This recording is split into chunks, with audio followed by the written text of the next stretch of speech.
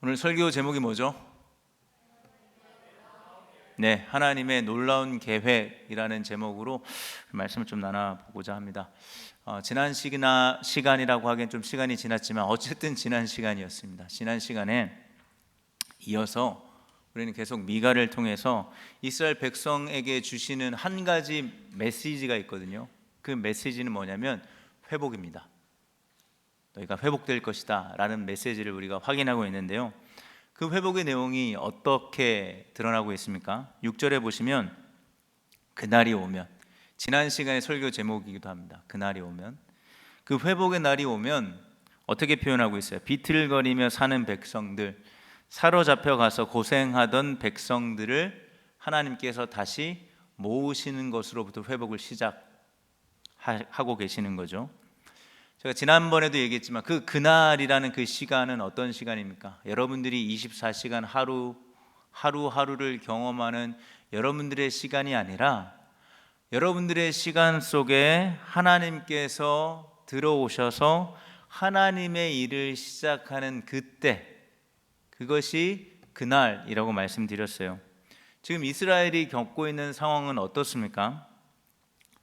나라 밖으로는 어떻죠? 아수르의 침략을 받아서요, 지금 북이스라엘은 이미 망했고 남유다도 망하기 직전입니다. 언제 망해도 이상하지 않을 만큼 요즘 묵상하는 본문과 비슷해요. 여러분들, 이사야 선지자와 미가 선지자가 활동하던 시기가 같습니다. 이 시기가 어떤 시기냐면, 지금 우리가 이사야서를 살펴보면 아수르의 군대 장관인 사네립이 와서 모든 남유다의 성읍을 다 정명하고 이제 예루살렘 성만 남겨서 너희 이제 쥐지쳐라, 포기해라, 내 밑으로 돌아와라, 이러고 있는 상황이었어요. 이렇게 밖으로는 언제 망해도 이상하지 않을 만큼의 어려운 정세와, 안으로는 어땠죠? 그럼 이스라엘 백성들이 우리 내부로는 똘똘 뭉쳐서 이렇게 어려울수록 하나님 말씀 기억하고 하나님 말씀대로 살아보자 했으면 너무 좋았을 것 같지만 그러지 않았습니다. 여러분들, 선지자를 통해서 이스라엘 백성들이 계속 지적받는 내용이 뭔지 아세요? 너는 왜 하나님 말씀을 순종하지 않느냐인데, 그 하나님의 말씀의 핵심이 뭐죠? 같은 민족끼리 왜 공의를 행하지 않지? 왜 정의를 행하지 않지? 왜 사랑을 행하지 않지? 라는 이야기예요. 그러니까 밖으로는 아수르의 압박이 있었지만 내부적으로는 결속을 단단히 하는 것이 아니라, 내부적으로는 힘 있는 사람이 자기의 힘을 가지고 공의와 정의를 행하는 것이 아니라 약자들의 등을 쳐먹으면서 자신의 배를 불리우는, 그래서 약자들은요 2중, 3중, 4중, 5중으로 겹겹이 어려움을 당하고 있던 시기였다고요. 그런 상황 속에서 하나님은 미가 선지자를 통하여서 남유다 백성들에게 이야기를 하고 있는 것입니다. 이 회복의 메시지를 우리가 보면 하나님이 특별히 이런 상황 속에서 제일 먼저 주목하는 사람이 누구인지 우리가 살펴볼 수 있습니다. 이런 엉망인 상황 속에서 하나님이 제일 먼저 주목하는 대상이 누굽니까? 모든 것을 빼앗기고, 우리 번역으로는 뭐라고, 어떤 상태에 있습니까? 모든 것을 빼앗긴 상태를 비틀거리고 있는 자들. 하나님이 제일 먼저 이런 상황 속에서 회복을 이야기하면서 주목한 대상은 이렇게 모든 것이 빼앗기고 비틀거리는 자. 이제 곧 카톡이 왔습니다. 나이스 타이밍. 이제 곧 나라가 얼마 있으면 망하고, 이제 포로로 사로잡혀, 아까 번역에는 멀리, 그곳이 어디입니까? 바벨론이라는 곳이거든요. 사로잡혀서 노예로, 포로로 고생하는 자들에게 하나님이 제일 먼저 주목하고 있다는 사실이에요. 하나님은 힘이 없기에 아무것도 할 수 없고 철저히 당하기만 하는 사람들을 다시 모으십니다. 이것이 회복의 시작이에요. 그리고 7절에 이역만리 타향에서 비틀거리며 사는 자들을 이들을 모아놓고 어떻게 한다고 하세요? 내가 다시 너희를 강한 나라로 세우겠다 라고 약속하고 계시는 겁니다. 이게 되게 중요한 복음의 포인트 아니겠습니까? 힘 있는 사람들, 돈 있는 사람들, 그럴듯한 사람들을 다시 모아서 옛 영광을 회복시켜 줄게, 괜찮은 나라로 다시 우리 함께 만들어 가자 하고 계신 게 아니라 힘없는 사람들, 모든 것을 다 잃어버리고 비틀거리는 사람들, 자기 몸 하나 가누지 못하는 그런 사람들을 하나님은 불러 모으시고 이들을 통해서 내가 다시 강한 나라로 너희를 세우겠다라고 약속하고 계시는 거예요. 그들이 강한 나라가 될 수 있는 이유를 이 미가는 뭐라고 얘기하고 있습니까? 그들이 당연히 강하지 않죠. 그들에게 이유가 없습니다. 비틀거리는 약자들, 아무것도 없는 사람들입니다. 그런데도 이들을 통해 다시 강한 나라가 세워질 수 있는 건 뭡니까? 하나님께서 이들을 불러 모으시고 이들을 다스리기 때문입니다. 근데 그 다스리는 기간이 오늘 미가를 통해서 언제라고 이야기하고 있죠? 이제로부터, 좋습니다, 영원까지입니다. 영원토록. 영원히 하나님이 다스리시기에 이제는 힘없는 자들, 노예로 끌려갔던 자들이 다시 돌아와 강한 나라로 세워질 것이라는 회복의 메시지를 미가를 통해서 지금 남유다 백성들에게, 안으로든 밖으로든 노답인 상황에 있는 어떤 소망과 희망을 발견할 수 없는 자들에게 희망의 메시지를 전하고 있어요. 근데 여기서 이렇게 끝나면 참 좋겠지만 우리 현실을 좀 들여다봅시다. 이 본문이 어떻게 흘러가고 있는지. 그러나 이런 회복 메시지는 메시지이고 현실은 어떻죠? 지금 남유다가 이 미가 선지자를 통해서 듣는 메시지는 참 은혜롭고 도전이 되고 뭔가 다시금 소망을 품을 수 있을 것 같을진 모르지만 여전히 현실은 어렵습니다. 우리 9절 말씀 한번 띄워주시겠습니까? 한번 같이 읽어봅시다. 시작. 어찌하여 너는 큰 소리로 우느냐? 왕이 없기 때문이냐? 어찌하여 너는 아이를 낳는 여인처럼 진통하느냐? 자문관들이 죽었기 때문이냐? 이 회복의 약속이 이루어졌습니까? 아니요, 아직 이루어지지 않은 상태입니다. 아수르가 아닌 이들이 망하거든요. 근데 심지어 아수르에게 망하는 것도 아니에요. 거의 망할 뻔하지만 아수르가 먼저 망합니다. 그리고 하나님이 바벨론을 세워서 바벨론에 의해서 남유다가 망해요.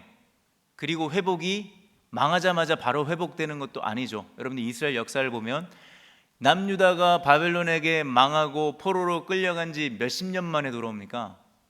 70년 만에 돌아와요. 그렇죠? 여기서 말하는 이 9절에서 말하는 왕, 9절에서 말하는 자문관들이 누구겠습니까? 하나님을 말하는 겁니다. 이들이 우는 이유가 무엇이겠습니까? 답답해하는 것이 무엇이겠습니까? 아니, 지금 우리가 처한 이런 상황 속에서 하나님이 때로는 왕으로 우리를 좀 지키시고 보호하시고 인도하시고 이끌어주시고 자문관 역할을 하셔서 우리의 삶을 어디로 어떻게 이끌어 가실지 좀 가장 가까이에서 좀 가르쳐 주시면 좋겠는데, 지금 그들이 만나고 있는 마주하는 현실을 보면 하나님은 안 계신 것 같아요. 하나님이 있다 그래도 왕으로서 자문관으로서 그 역할들을 전혀 하고 계시지 않습니다. 그래서 답답한 거죠. 그래서 그 오늘이라는 하루하루가 너무너무 힘들고, 그럼 오늘만 잘 버티면 되냐? 내일은 괜찮습니까? 기약이 없어요. 내일도 힘듭니다. 어찌하냐 우느냐라는 구절의 표현을 했지만 이 시간도 지나면 어떻게 되죠? 여러분들 울다 지친다라는 표현 하잖아요. 아무리 울어도, 너무나 속상하고 답답해서 울어도 현실이 계속적으로 바뀌지 않으면 어떻게 합니까? 울다 지쳐서 더 이상 울 힘도 없어요. 그렇게 될 때 돌이켜보면 그나마 울 수 있을 때가 은혜였고 내가 그나마 좀 움직일 수 있었던 때구나 라고 생각할 거예요. 근데 이제는 울 힘도 없습니다. 이런 상황 속에서 10절에 주님은 이렇게 이야기하시는 거예요. 10절의 말을 이렇게 표현하면, 이렇게 약간 대화법으로 표현하면 이렇게 이야기할 수 있습니다. 기다려라. 아직 그날이 안 왔다. 내 때가 오지 않았다 라고 이야기를 해요. 그러면서 이 10절의 힌트가 뭐죠? 그럼 언제까지 기다려야 합니까? 했을 때 그 언제는 너희가 바벨론에 끌려갈 때까지다. 바벨론에 끌려갈 때까지. 미가를 통해 주신 회복 약속, 여러분들 팩트 체크를 해봅시다. 그 당시에 남유다 백성들이 이 회복의 메시지를 듣고 위로를 받고 도전을 받고 결단을 했을지 몰라요. 근데 이 회복의 약속의 성취는 도대체 언제 이루어지는 겁니까? 아수르가 아닌 바벨론에게 멸망당하고 멸망당한 지 70년이라는 포로 생활을 통해 다시 돌아온 때의 약속이 성취되는 거예요. 약 100년의 시간이 걸려요. 그러니 그 당시에 있던 사람들은 이 약속을 경험했을까요? 아니요. 그 누구도 이 회복의 약속을 경험하지 못했습니다. 여러분들 성경을 읽을 때 이건 꼭 유익하니까 꼭 기억해 주세요. 성경을 읽을 때는요, 당연히 성경은 그 성경을 읽고자 하는 대상을 염두하고 우리에게 주신 말씀이잖아요. 근데 그 대상은 늘 세 분류의 대상이 있습니다. 첫 번째는 뭐겠습니까? 오늘 미가를 통해서 살펴보면 그 당시 미가가 이 본문에 나오는 그 당시처럼 미가가 그 당시에 백성들에게 얘기한 그 백성 남유다 사람들, 그게 1차 독자 대상이 되겠죠. 근데 거기만 있지 않아요. 여러분들 이 미가서가 미가가 있을 때 미가서 완성, 자 읽어보세요 했을까요? 아니에요. 선지자들이 활동하던 시기에 이 선지서가 완성되지 않습니다. 대부분 선지서들은 언제 완성되는지 아세요? 바벨론 포로 이후에 완성이 돼요. 그럼 2차 독자가 등장하죠. 이 미가서를 누가 읽고 있습니까? 바벨론 포로에서 돌아와서 이 미가서를 읽고 있어요. 1차 독자들, 그 당시에 있던 사람들은 이 회복의 약속을 듣고 기대하며 뭐하고 있는 겁니까? 기다려야 했습니다. 2차 독자들은요, 이제 바벨론 포로에서 귀환하는 것을 보면서 드디어 미가를 통해서 하나님께서 약속해 주신 이 회복 약속이 성취되는구나 라는 것을 경험하면서 다시금 하나님을 향한 기대, 다시금 하나님을 향한 신뢰가 어떻게 될까요? 막 끌어오르는 그런 경험들을 했겠죠. 그리고 마지막 3차 독자가 누구겠습니까? 지금 우리입니다. 그리고 앞으로도 우리 후대에 오늘날 이 시대에 읽는 수많은 사람들이 세 번째 미가서를 읽는 대상이 되겠죠. 그런 우리를 포커싱해서 살펴보면요, 우리는 지금 어떤 상황일까요? 우리는요, 저는 그렇게 생각합니다. 수련을 통해서 우리 많은 은혜를 받고 돌아왔습니다. 도전을 받았죠.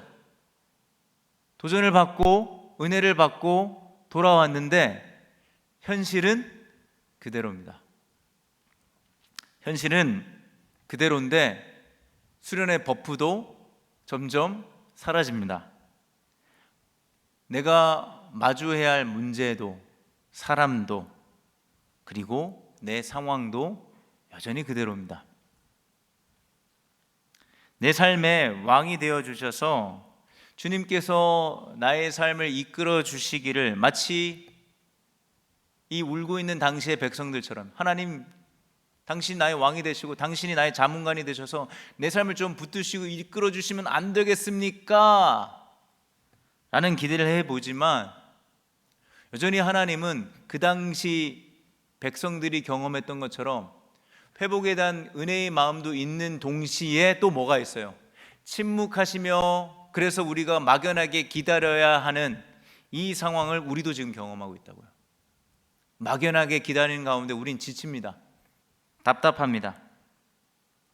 그러면서 어느 순간 어떤 마음이 들죠? 하나님을 향한 기대가 희미해져요. 그러다 사라집니다. 하나님을 향한 기대가 사라지면 동시에 뭐에 대한 기대도 사라지는지 아세요? 여러분들 자신에 대한 기대도 사라지게 됩니다. 이 연쇄 반응이거든요. 나에 대한 기대가 사라지면 여러분들 타인에 대한 기대는 그러면 막 샘솟을까요? 그 이상한 사람, 그 병원 가야 하는 사람들. 아니, 나에 대한 기대가 없는데 어떻게 타인에 대한 기대가? 물론 그렇게 하는 척 할 수도 있습니다. 네, 척이기 때문에 데미지가 커요. 겉으로 봤을 때는 저 사람 참 사람을 참 잘 돌보고 섬기고 관심을 갖는구나 할지 모르겠지만 그 간격이 크면 클수록 우린 더 공허함과 무기력함을 경험할 겁니다. 그래서 하나님에 대한 관심이, 나에 대한 관심이, 그리고 타인을 향한 관심이 점점점 사라지면서 우린 지금 어떻게 살아가죠? 그저 흘러가는 대로. 물을 거스를 마음이 1도 없습니다. 그럴 힘도 없고요. 그저 흘러가는 대로 남들만큼만, 남들 하는 만큼만 하면서 우리에게 가장 좋은 말, 적당히, 너무 튀지도 않고, 군대도 아니지만 일상도 똑같은 것 같아요. 너무 튀지도 않고 너무 맨 밑에 있는 것도 아니고 그냥 적당하게, 편안히, 적당히, 이기적으로 그렇게 적당히 살고 있는 우리의 삶의 방식이 저나 여러분은 아닌가 싶습니다. 하지만 그런 우리에게 하나님 오늘 미가를 통하여서, 미가서를 읽고 있는 우리에게 하나님의 끝을 보여주고 있어요. 저와 여러분들의 인생의 끝을 넘어 이 세상이 어떻게 끝나는 엔딩을 우리에게 보여주십니다. 1차적으로는 어떻게 엔딩이 펼쳐져 나가죠? 바벨론에 끌려갈 때까지 기다려라. 우는 사람들에게 바로 아이고 미안하다, 내가 바로 회복시켜 줄게 하지 않으셨어요. 네. 기다려라. 바벨론 포로로 끌려갈 때까지. 그리고 이 미가서의 표현대로 해산의 고통, 마치 새 생명을 잉태하기 전에 해산의 수고를 하듯이 해산의 고통을 지나 하나님께서 다시 노예로 끌려간 너희들을 내 백성으로 불러 모으고 세울 건데 그 나라는 강한 나라가 되어 이제 다시 누구에게도 함락되지 않을 만큼 든든하게 내가 세워 갈 것이다 라고 이야기하시는 거예요.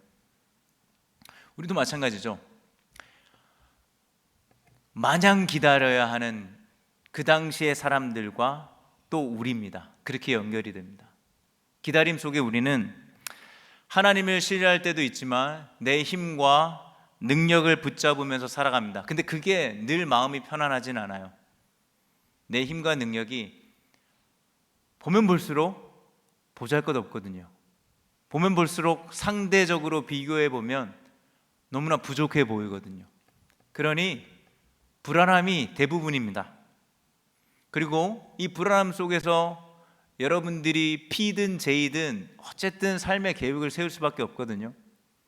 그렇게 여러분들이 세운 계획대로, 그 계획대로 살아가야 한다라는 타인이 주는, 사회가 주는 압박도 있지만 여러분들 스스로가 여러분들에게 주는 이런 압박과 부담 속에서 사실 웃는 날보다는 울고 싶은 날이 훨씬 많은 날들을 살아가고 있습니다. 그리고 여러분들 지금 웃잖아요. 그 웃는 게 아닙니다. 진짜 깊은 곳에서 웃는 웃음도 아니잖아요. 그 불안과 압박을 잠시나마 잊어버리려고 여러분들이 주로 하는 것은 스마트폰에서 나오는 다양한 영상들로 인한 도파민 자극으로 인한 아주 참을 수 없는 가벼움의 웃음으로 그 시기를 살짝 넘어가 보려고 애쓰는 것뿐, 여전히 울고 싶은 날들이 많은 하루하루를 살아갑니다. 근데 그 속에서 오늘 우리가 미가서를 읽는 우리에게 하나님은 야, 네 인생의 엔딩이 그거 아니야. 네가 지금 경험하고 네가 계획한 대로 안 돼서 경험하는 그 모든 불합리함, 실패, 좌절, 부정적인 결론이 끝이 아니야. 너를 향한 엔딩이 있어 라고 말씀하시는 거예요. 그리고 우리는 그 엔딩에 주목하고 다시 우리는 그것을 기억해야 합니다. 이스라엘을 회복시키신 하나님은 동일하게 우리의 하나님이세요.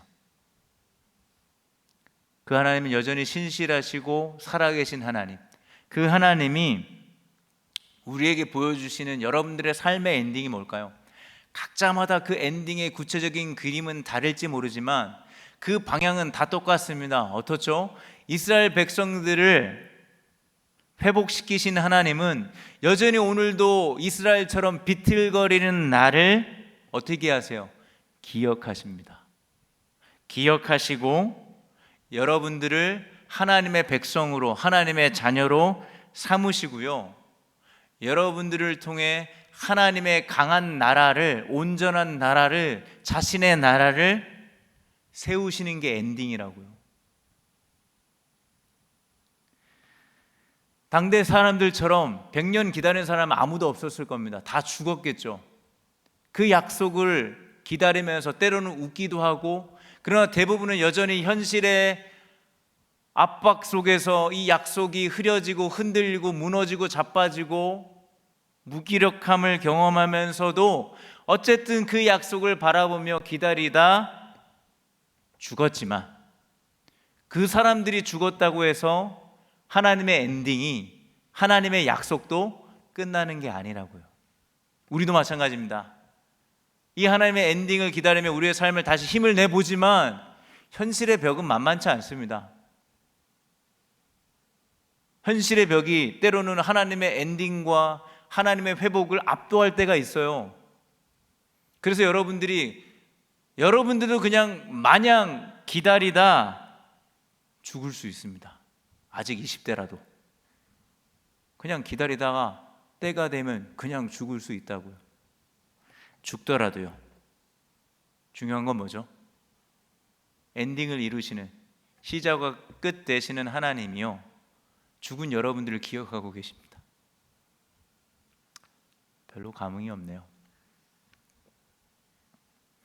심지어 우리의 현실의 답답함과 어려움 속에 무너지는 그 하루하루의 삶 가운데 약속은 무슨 개뿔, 하나님의 말씀? 나와는 전혀 상관없어. 남 이야기지. 무슨 밀접한 상관이 있어? 라고 하는 그 시기에 있는 사람이라 할지라도 하나님은요, 여러분들 향한 자신의 약속을 끝까지 이루시는 분입니다. 그러니 제가 여러분들에게 한마디만 하라고 하면 이 한마디로 끝내고 싶습니다.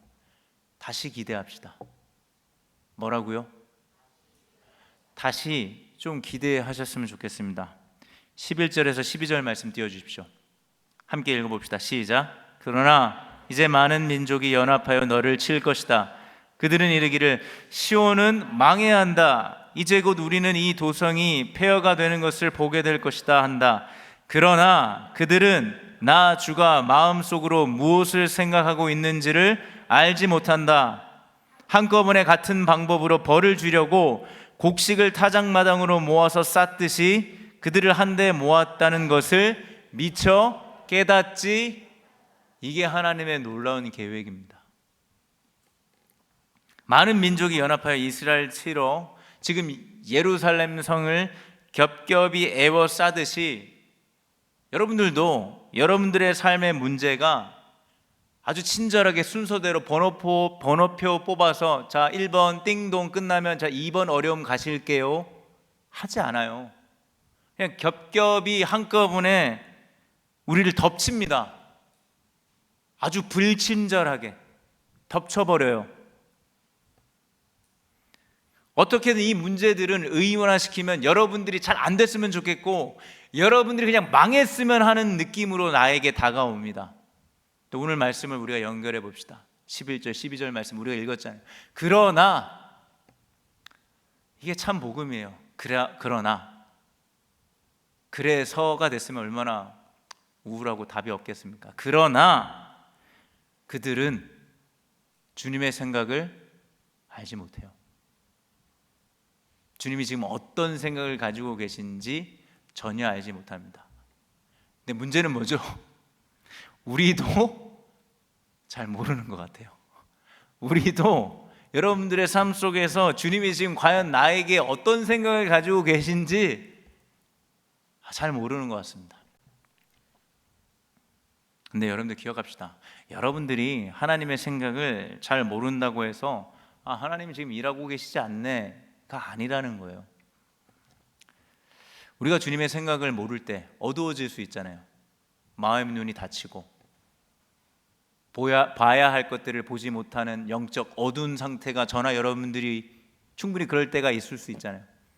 그래서 주님의 생각을 모를 때는요, 여러분들이 경험하는 수많은 어려움은요, 그저 나를 철저하게 망가뜨리는 그냥 무시무시한 것들 1, 2, 3, 4, 5, 6, 7, 8, 9, 10이에요. 근데 주님의 은혜 가운데 성령 하나님께서 우리를 보게 하시고 우리의 마음의 눈을 밝히셔서 주님의 생각을 알게 될 때, 이렇게 모아서 이렇게 나를 철저하게 망하게 하는 무시무시한 것들을 모아서 한꺼번에 해결하시는 이 반전의 하나님의 놀라운 생각과 위대하신 그 계획을, 그리고 주님께서 이렇게 일하실 것을 알게 된다고요. 이사야 55장 8절에서 9절 말씀입니다. 여러분들 잘 아는 말씀인데요, 같이 읽어볼까요? 시작. 나의 생각은 너희의 길은 나의 길과 다르다. 하늘이 땅보다 높듯이 나의 길은 너희의 길보다 높으며 나의 생각은, 아멘. 저나 여러분들은 똑같아요. 우리는 당장에 눈앞에 있는 것밖에 보지 못합니다. 그러나 하나님은요, 우리의 모든 생각, 경험, 계획, 능력을 넘어서 하나님이 만드신 뭘 보고 계세요? 끝, 엔딩을 보고 계시는 거예요. 이 세상을 향한 줌 아웃돼서 세상의 끝을 보시기도 하면서 아주 놀랍게도 줌 인을 해서 각자 여러분들의 삶 가운데 하나님이 계획한 끝을 바라보시며 여러분들을 이끌어가고 계시는 중이라고요. 그러니 우리는 오늘만 보지만 우리가 믿는 하나님은 영원을 보시는 분입니다. 나는 내 계획만 보지만 하나님은 저와 여러분들을 향한 계획을 보고 일하시는 중입니다. 그러니 내가 계획한 길과 하나님이 계획한 길은 같을 때보다 다를 때가 더 많아요. 달라서 힘들죠. 근데 뒤집어 보면 다른 게 은혜입니다. 그게 같으면 망하는 길로 갈 가능성이 상당히 높아지는 거거든요. 그럼 다를 때 어떻게 해야 될까요? 아, 망했어, 꼬였어, 뒤처지네, 또 나는 더 멀어지네, 이게 아니라요, 다를 때 우리는요, 우리가 해야 할 일은요, 나를 향해 영원이란 시간 속에서 내 삶의 끝을 향해 일하시는 하나님을 다시 신뢰할 수 있으셔야 합니다. 어쩌면요, 우리는 이 말씀을 듣고 이 말씀 이후에 갑자기 삶이 변화되지는 않습니다. 여러분들의 상황이, 문제가 갑자기 해결되면 너무 좋겠죠. 그런 사람 있으면 저에게 꼭 연락 주세요. 네, 이런 사람도 있습니다라고 좀 나누고 싶네요. 근데 그러지 않을 겁니다. 여전히 우리는 계속 기다려야 할 상황이 계속될 가능성이 훨씬 높습니다. 그래서 힘들기도 하고 지치기도 합니다. 기다리다가 다 때려치고 싶은 마음이 하루에도 수십 번 들 수도 있습니다. 하지만 여러분들 혼자만 기다리는 게 아님을 기억해 주셨으면 좋겠습니다. 모든 하나님이 지으신 피조물들이 하나님의 끝을 기다리고 있습니다. 로마서 28장 22절에서 25절 말씀인데요, 너무 중요한 말씀이니까 우리 천천히 한번 읽어봅시다. 시작. 모든 피조물이 함께 신음하며 함께 해산의 고통을 겪고 있다는 것을 우리는 압니다. 그뿐만 아니라 첫 열매로서 성령을 받은 우리도 자녀로 삼아 주실 것을, 곧 우리 몸을 속량하여 주실 것을 고대하면서 속으로 신음하고 있습니다. 우리는 이 소망으로 구원을 얻었습니다. 눈에 보이는 소망은 소망이 아닙니다. 보이는 것을 누가 바라겠습니까? 그러나 우리가 보이지 않는 것을 바라면 참으면서, 아멘. 이게 신앙이에요, 여러분들. 이게 진리고, 우리가 잘 알고 싶지만 알고 싶지 않잖아요. 하나님의 자녀가 됐다고 어려움이 끝나고 모든 문제가 해결되는 게 아니라는 거예요. 우리는 여전히 온전히 회복될 그날을 기대하면서 버티며 기다려야 합니다. 그래서 신음한다라고 표현하잖아요. 그 과정에서 수많은 종류의 신음들을 우리는 경험하게 될 것입니다. 하지만 중요한 건 뭐죠? 하나님은 그렇게 신음하며 비틀거리는 우리를 하나님의 자녀로, 하나님의 딸과 아들로 부르셨습니다.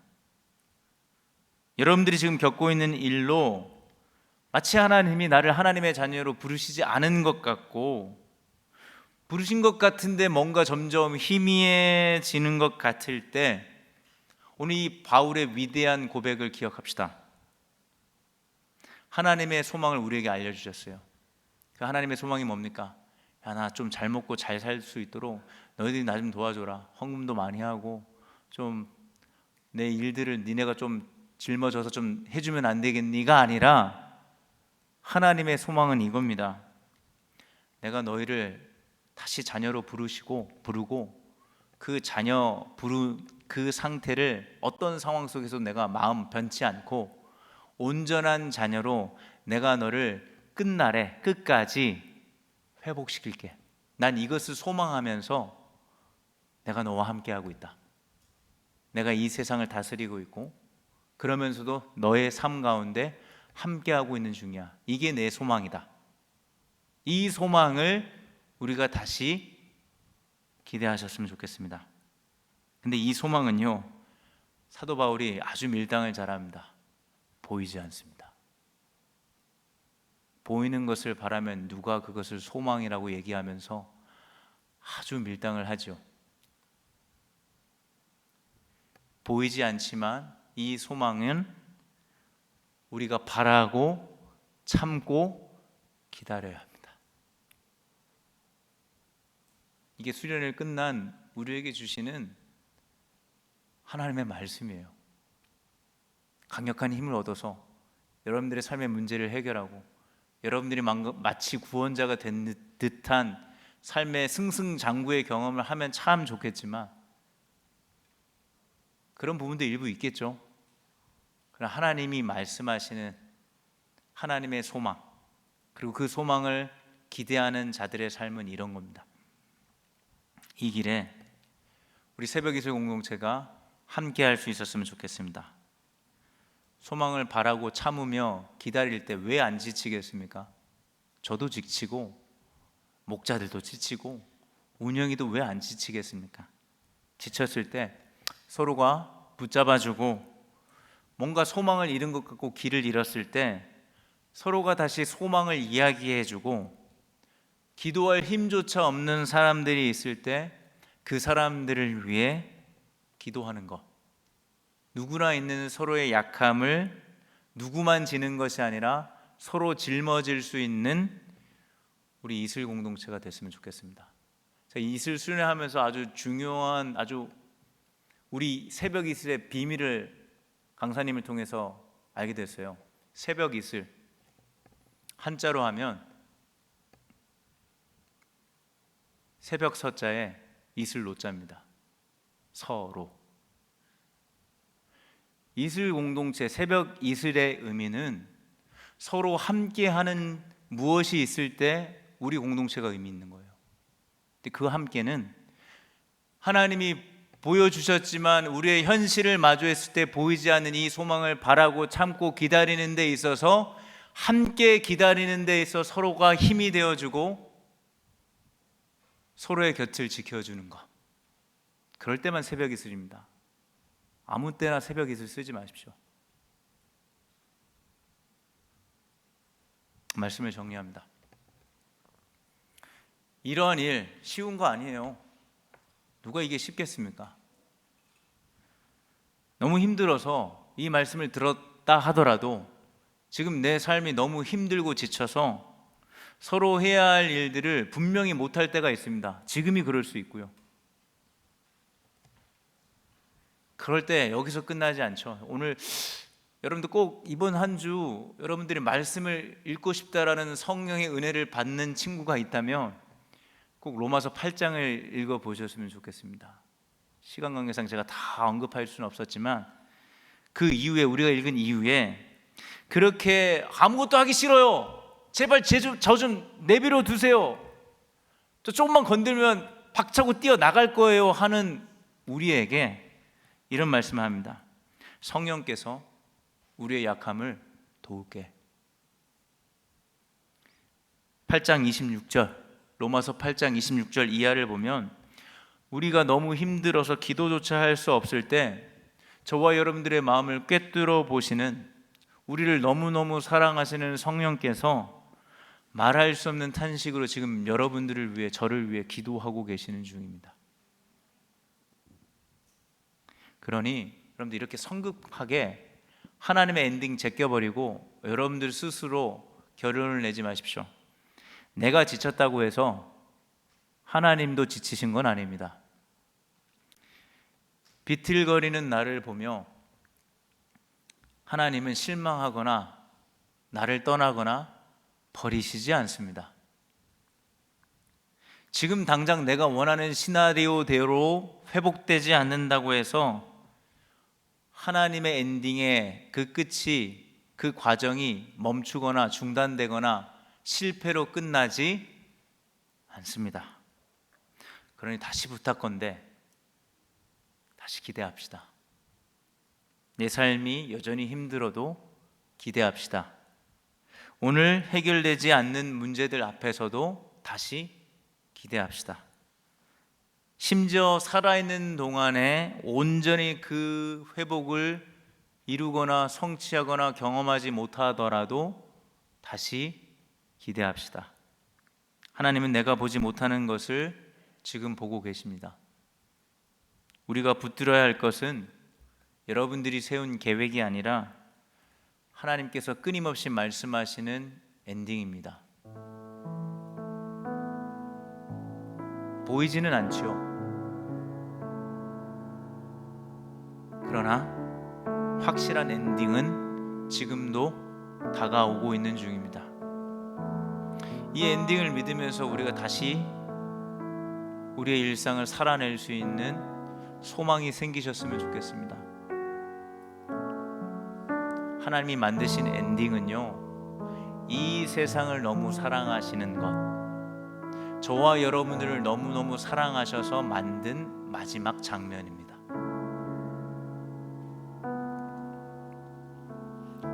우리의 소망이 여러분들이 만들어낸 어떤 구체적이고 확실한 미래가 아니라 여전히 여러분들을 사랑하시는 주님의 약속 안에 있음을 기억하셨으면 좋겠습니다. 그리고 우리는 결국 우리를 사랑하시는 주님 안에서 넉넉하게 이길 수 있을 것입니다. 그 믿음으로 다시금 이제 새 학기를 시작하며 또 변하지 않는 직장 생활과 준비하고 해결해야 할 수많은 일들 앞에서 우리를 사랑하시는 주님 안에서 우리가 다시금 넉넉히 이길 수 있는 우리가 되기를 다시금 소망해 봅니다. 아멘.